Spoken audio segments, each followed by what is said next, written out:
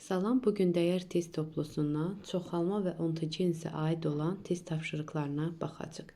Birinci sual. Şimpanzenin X və Y Z ilə göstərilmiş hüceyrələrinin xromosom sayının cəmini hesablayın.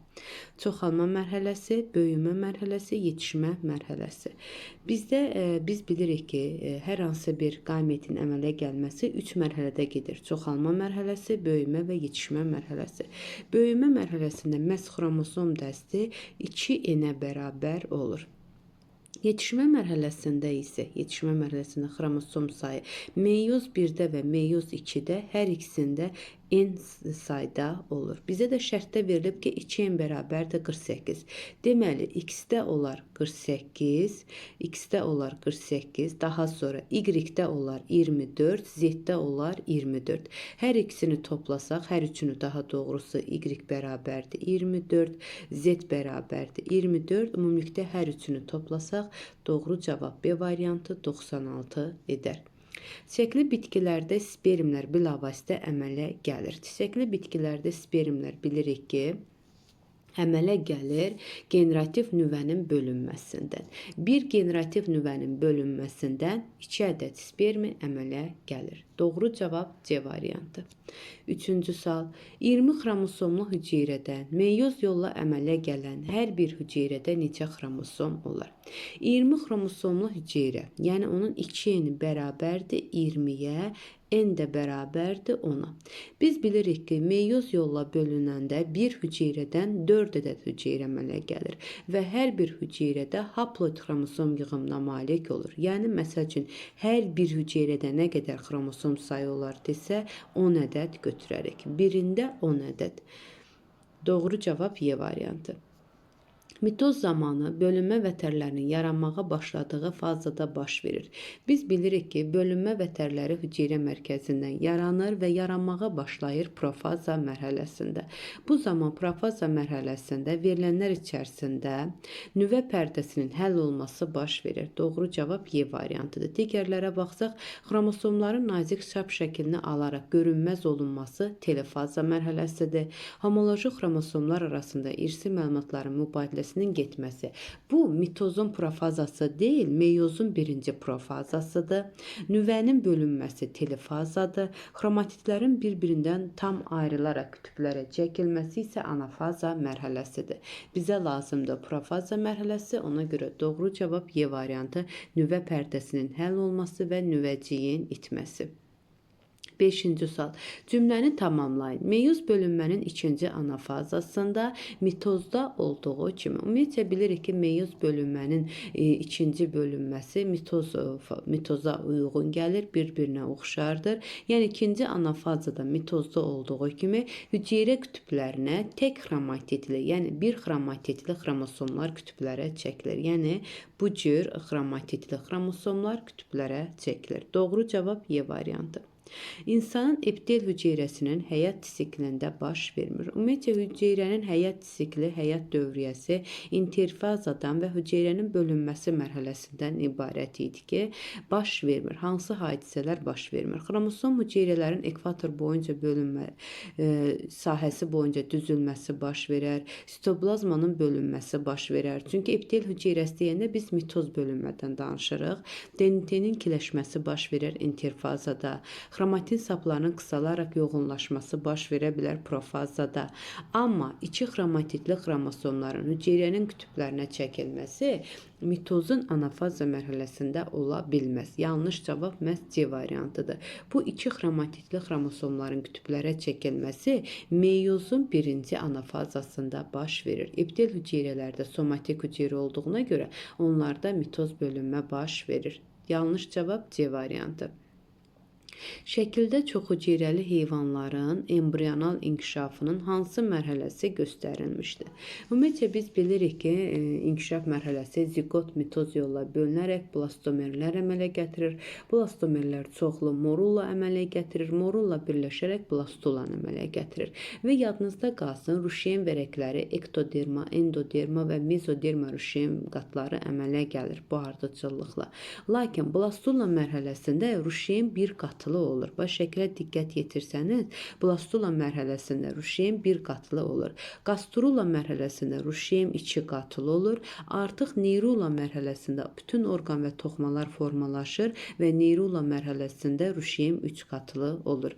Bizdə məsəl üçün şəkilə baxsaq 1 qat görürük, ona görə blastula mərhələsini götürə bilərik.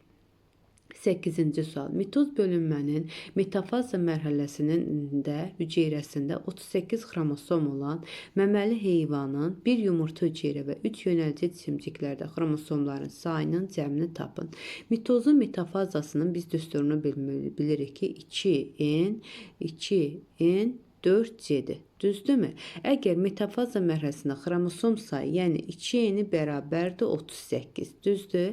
Və bunun qametində nə qədər xromosom olar? 38-i 2-yə bölərik 19. Bir yumurta hüceyrədə 19 ədəd və 3 yönəlici cisimcikdə isə 3-ü vurarıq 19-a. Və bunların hər birini hesablasaq, cavabımız eləyər 76. Cəmi 76 ədəd xromosom olar. Cədvələ əsasən ikisi müəyyən edin. Hüceyrənin bölünməsi meyozdur, xromosom sayı 24-dür. Əmələ gələn hüceyrələrin xromosom sayının cəmi. Yəni hüceyrənin bölünməsi bir bölünməsindən meyoz zamanı 4 hüceyrə əmələ gəlir və hər biri haploid xromosom yığımına malik olur. Yəni diploid xromosom dəstə hüceyrənin 24-dürsə, bunun haploidi olacaq 12 və birindən 4 dənə hüceyrə əmələ gəlir, hər birində də 12 xromosom vardır. 4-ü vurarıq 12-yə, doğru cavab eləyər 48. 10-cu sual. Drozofil milçəyində ziqota əmələ gətirən hüceyrələr. Ümumiyyətlə istənilən bir canlıda drozofil milçəyi olmasın, istənilən bir canlıda ziqota əmələ gətirən hüceyrələr haploid xromosom yığımına malik olur. Yəni yumurta hüceyrədə, məsəl üçün heyvan orqanizmdə spermatozoidlərin birləşməsi. Eyni genotipə malik ola bilər? Xeyr, müxtəlif genotipli ola bilər. Mitoz bölünmə nəticəsində əmələ gəlir? Xeyr, meyoz bölünmə nəticəsində əmələ gəlir. Haploid xromosom yığımına malikdir. Bəli, doğru cavabımız C variantıdır. İkinci dərəcəli yönəlici cisimciklərin birləşməsinə əmələ gəlir. Xeyr, yönəlici cisimciklər çoxalmada iştirak etmir. Yalnız dişi cinsiyyət vəzlərində yaranır. Xeyr, niyə? Məhz toxumluqda da yaranır. Qametlər ona görə də yalnız dişi cinsiyyət vəzlərində yaranmır. Doğru cavab C variantı. 11-ci sual. 20 xromosomlu diploid bitkidə əmələ gələn 4 spermdə cəmi neçə xromosom olar? 20 xromosomlu diploid bitkidə bu nə deməkdir? Yəni 2n bərabərdir 20-yə, n də bərabərdir 10-a. 4 spermdə, bir spermdə haploid xromosom dəstinə malikdir. 10 ədəd xromosom dəsti varsa, 4 spermdə isə cəmi 40 ədəd xromosom olar. Doğru cavab Y variantı. 12-ci sual. Sxemə əsasən yanlış bəndi müəyyən edin. Postembrional inkişafın düzünə və dolayı. Biz bilirik ki, heyvanlarda postembrional inkişafın 2 mərhələsi vardır. Düzünə və dolayı. Düzünə inkişaf 1, 2, quşlar və məməlilər göstərilib. Doğru fikirdir. Dolayı inkişafı isə bizə göstərilib 3, 4, 5. Məsəl üçün, dolayı inkişafa 3'ü göstərilib, 3 yanlışdır. Sürünlərdə də inkişaf düzünə inkişafdır. Amma suda qurda yaşayanlarda, balıqlarda, həşəratlarda dolayı inkişaf var. Yanlış olan C variantı. Doğru fikri müəyyən edin. Çiçəkli bitkidə dişi gametofit. Ümumiyyətlə çiçəkli bitkidə dişi gametofit var. Məsəl üçün çiçəkli bitkidə erkək gametofit var. Gəlin görək bu nə deməkdir? Yəni çiçəkli bitkidə dişi gametofit harada yerləşir? Tozcuq borusunda yerləşir? Xeyr. Bu erkək gametofitdir, bəli, spermlər. Mikrospordan yaranır, yenə spermlər. Tozluqla yetişir, yenə spermlər. Bölünərək vegetativ generativ nüvələr əmələ gətirir, yenə erkək gametofitə aiddir. Yumurtacığın içərisində yerləşir, bəli, dişi gametofitdir ki, ruşeim kisəsi yumurtacığın içərisində yerləşir və orada yumurta hüceyrə əmələ gəlir. Doğru cavab Y variantı. Embrional inkişaf dövrü bütövlükdə ana orqanizmdə tamamlanır. Biz bilirik ki, 10-cu sinif dərsində verilmişdir ki, embrional inkişaf dövrü bütövlükdə ana bətində bətndə tamamlanan plasentalı məməliləri misal göstərə bilərik. Doğru cavab B variantıdır. Lakin bəzilərində ana bətndə başlayıb kisədə tamamlanırsa, bu kisəli məməlilərdir. Ümumiyyətlə ana bətndə mayalanma baş verib, embrional inkişaf ana bətindən xaricdə, yumurta içərisində gedirsə, sürünənlər quşlarda, yox, suda gedirsə, embrional inkişafı balıqlar və suda qurda yaşayanları götürə bilərik. Bu sualda isə doğru cavabımız B variantı. Bədənin qopmuş hissələrindən tam orqanizm inkişaf edə bilmir. Yəni bu fraqmentasiya üsuludur ki, fraqmentasiya üsulundan məsəl üçün planarilər, süngərlər, dərsi tikanlar, bağırsaq boşluqlarda bəli fraqmentasiya üsulu ilə çoxala bilirlər, lakin kərtənkələnin tam orqanizm inkişaf etmir. Yəni qeyri-cinsi çoxalma deyil, orqan əmələ gələ bilər. Hər hansı bir orqan əmələ gəlir. Amma digər buca onurğasız heyvanlarda tam bir orqanizm inkişaf edə bilər ki, qeyri-cinsi çoxalmanın bir növüdür. Heyvan orqanizmdə ontogenezin böyümə mərhələsinin sonunda hüceyrədə 104 DNT molekulu vardırsa, bu canlının yumurta hüceyrəsi neçə xromosomludur? O geniz yumurta hüceyrədir. Yumurta hüceyrənin böyümə mərhələsinin sonunda, yəni interfazada düsturumuz necə idi? 2N 4C 4D. DNT molekuluydu, düzdürmü? DNT molekulunu biz onda 4D bərabərdir 104-ə. D də bərabərdir 104-ü. Biz bölərik 4-ə, eləyər nə? Bu canlının 104-ü 4-ə böləndə cavabımız eləyər 26. Cavab 26-dır. Mən də həmişə demişdim ki, bu ND, CD, DD haploid xromosom sayına bərabərdir. Yəni yumurta hüceyrədə qamet olduğuna görə haploid xromosom dəstinə malik olar. Ona görə doğru cavabımız 26 edər. 16-da doğru cavab Y variantı. Qrafikdə Y ilə işarələnmiş mərhələdə baş verilmişdir. Burada X-dir, Y ilə yəni 2 dəfə DNT-nin miqdarı artdığı fazanı göstərir. Diqqətlə baxsaq burada Z-də isə sabit qalır, interfazadır. Biz bilirik ki, interfazanın 3 mərhələsi var. Presintetik, sintetik, postsintetik. Məhz sintetik mərhələdə DNT ikiləşirdi. DNT-nin ikiləşməsi bu 3-cü mərhələ Y sintetik mərhələdir ki, DNT-nin ikiləşməsini göstərir. Çünki C-dən 2C-yə qalxmış olur. Artıq postsintetik mərhələdə də 2C olur. Birincidə C, ortada 2C, 2C ardıcıllıqla davam edir. DNT-nin ikiləşməsi. 18-ci sual. 2N bərabərdir 14 xromosomlu bitkinin mayalanmadan bilavəstə əvvəl rüşeym kisəsində hüceyrələrdə cəmi neçə xromosomular spermlər rüşeym kisəsinə daxil olmayıbdır. Diqqət yetirək, yəni bizim rüşeym kisəsində spermlər daxil olmayıbsa, mayalanmadan bilavəstə 5 dənə istiqamətləndirici cisimcik var idi. Haploid xromosom dəstinə malikdir. 2N bərabərdir 14-ün haploidu 7 olar. Düzdür? 7-dir. Bu eləyər 35. Daha sonra 7 haploid xromosom dəstinə malik olan bir dənə yumurtadır. Yumurta hüceyrədir. Bir dənə diploid xromosom dəstinə malik olan mərkəzi hüceyrədir ki, o da ana bitkidə olan diploid xromosom dəstinə malikdir. 14. 35 üstə gələk 7, üstə gələk 14. Bunların hər birini toplasaq doğru cavab 56 edər. Yəni spermləri nəzərə almırıq. Şərtdə özləri verib ki, spermlər rüşeym kisəsinə daxil olmayıb. Çiçəyin erkəkciyində bilavasitə meyoz bölünmə əmələ gəlir. Çiçəyin erkəkciyində bilavasitə meyoz bölünmədə əmələ gəlir. Erkəkcikdə deyirsə, təbii ki, burada nə əmələ gələr? Mikrosporlar əmələ gələr. Biz bilirik ki, ana tozcuq hüceyrəsi meyoz yolla bölünərək mikrosporlar əmələ gəlir. Doğru cavab A bəndidir. Yadınızda qalsın, ana tozcuq hüceyrəsi isə, diqqətli olun, ana tozcuq hüceyrəsi isə özü mitoz yolla əmələ gəlir. Amma ana tozcuq hüceyrəsinin bölünməsi meyoz yolladır. Makrospor mitoz yolla, spermi mitoz yolla, yumurta hüceyrəsi mitoz yolla əmələ gəlir. Doğru cavab A variantı. Cədvələ əsasən hüceyrələrin müvafiq olaraq hansı bölünmə keçirdiyini müəyyən edin. İnterfaza mərhələsinin sonunda xromatid sayı. Biz bilirik ki, interfaza mərhələsində xromatid sayı 2 dəfə artıq olurdu. 4C bərabərdir 40-a, C bərabərdir 10-a. Deməli, haploidu 10-dursa, əmələ gələn hüceyrənin xromosom dəsti 20 verib. Deməli, bu deməkdir ki, burada artıq mitoz bölünmə var. Diploid bərpa olunub, düzdür. K-da mitozdur. Digərinə baxaq. 240-ı yenə 4C bərabərdir 240, C də bərabərdir 60-a. Bunun haploidu 60-dırsa, əmələ gələn hüceyrənin xromosom sayı 60 verib. Deməli, haploid hüceyrə əmələ gələn hansı bölünmə olar? Meyoz bölünmə. Elde isə meyozdur. Əgər mitoz olması üçün 60 yox, 120 yazılmalı idi. Amma 60 yazıb, yəni haploid xromosom sayına malikdirsə meyoz bölünmə.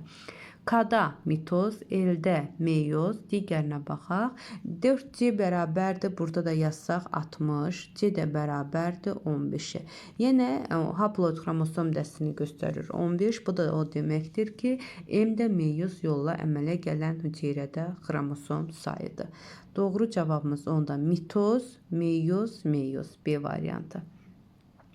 Sxemdə hansı rəqəmlərlə qeyd olunmuş hüceyrənin bölünməsi zamanı kütüplərə 2 xromatidli xromosomlar çəkilir? Diqqətli olaq. Bu birinci çoxalma mərhələsi mitoz bölünmədir. Mitoz bölünmədə 2 xromatidli yox, 1 xromatidli xromosomlar kütüplərə çəkilir. Böyümə mərhələsində interfazadır. Heç bir hüceyrə kütüplərə çəkilmir. Məhz burada yetişmə mərhələsində meyoz bölünmədir ki, bu 4 birinci meyozdur. Bu 5 isə ikinci meyozu göstərir. Biz də bilirik ki, birinci meyozun anafaza mərhələsində 2 xromatidli xromosomlar kütüplərə çəkilir. Doğru cavab D variantı. Parçalama mərhələsində yumurta hüceyrə tam bölünməyə məruz qalır. Nəticədə bərabər ölçülü blastomerlər əmələ gəlir. Yadınızda qalsın, parçalama mərhələsində tam yumurta hüceyrə tam bölünməyə məruz qalırsa, yumurta sarısı az olan canlılardır ki, bunları ali məməlilər, dərsi tikanlar və nişdərçədir. Verilənlər içərisində nişdərçədir. Əlavə demək istəyərəm ki, doğru cavabımız B variantıdır. Yumurta sarısı tam bölünməyə məruz qalıb müxtəlif ölçülü blastomerlər əmələ gətirirsə, bunlar suda qurda yaşayanlarda, qurbağalarda, tritonlarda misal göstərə bilərik. Yumurta sarısı yalnız yumurta sarısında yalnız ruşiyem diski bölünməyə məruz qalırsa, yumurta sarısı çox olan canlılar, bunlar sürünlərdə, quşlarda və ibtidai məməllərdə deyə bilərik. 23-cü sual. Yumurtalığı yetişmə zonasına daxil olmuş 4 ilkin cinsiyyət hüceyrəsində bu zonanın sonunda neçə yumurta hüceyrə, neçə yönəlici cisimcik əmələ gəlir? İstənilən bir yetişmə zonasına daxil olan bir başlanğıc hüceyrədən 1 qamet əmələ gəlir, 3 ədəd yönəldici cisimcik əmələ gəlir. Əgər 4 ilkin cinsiyyət hüceyrəsindən, onda deyə bilərik ki, birindən 4-ü, 4-ündən isə 4 dəfə 4 x edir 16 ədəd. Bu 16 ədədin 4 dənəsi yumurta hüceyrədir, 12 ədədi isə yönəldici cisimcik olar. A variantı doğru cavab. Və yaxud da deyə bilərsiniz ki, başlanğıc hüceyrələrin sayı həmişə qamet sayına da bərabər olur, yumurtalıqda. Venner diaqramında uyğunsuzluğu müəyyən edin. Fragmentasiya ilə çoxala bilir, tumurcuqlanma yolu ilə çoxala bilir. Burada bir qeyd demək istəyirəm ki, sizə yadınızda qalsın. Bağırsaq boşluqlar, daha sonra süngərlər. Hər ikisi həm fragmentasiya üsulu ilə, həm tumurcuqlanma yolu ilə çoxalır. Elə məsəl üçün burada süngərləri, bağırsaq boşluqları 2 ilə 4 doğru verilibdir. Həm bağırsaq boşluqları, həm süngərlər, həm fragmentasiya yolu ilə, həm tumurcuqlanma yolu ilə çoxalır. Digərinə baxaq. Planarilər yalnız fragmentasiya üsuludur. Bir də buna əlavə eləsək dərisi tikanlar.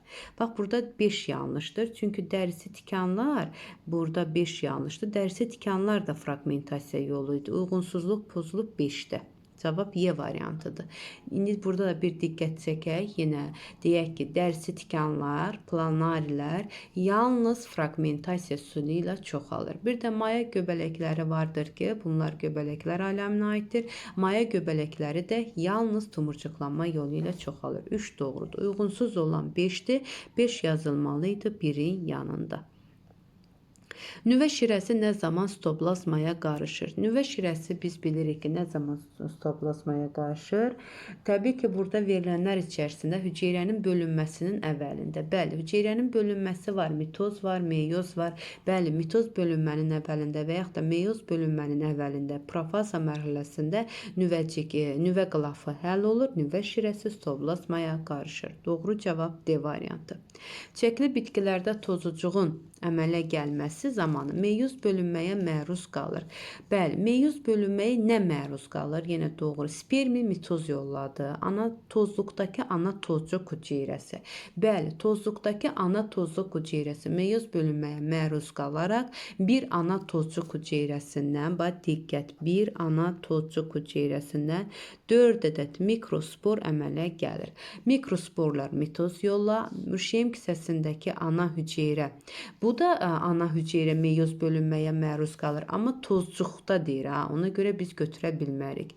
Makrospor da mitoz yolla əmələ gəlir. Doğru cavabımız meyoz bölünməyə məruz qalan B variantı. Tozluqdakı ana tozcuq hüceyrəsi. 27. İnsan orqanizmdə ektoderma mənşəlidir. Ektoderma mənşəlidir. Verilənlər içərisində dərinin derma qatı mezodermadır, dişin mena qatı ektodermadır, sinirlər ektoderma, qan damarları mezoderma.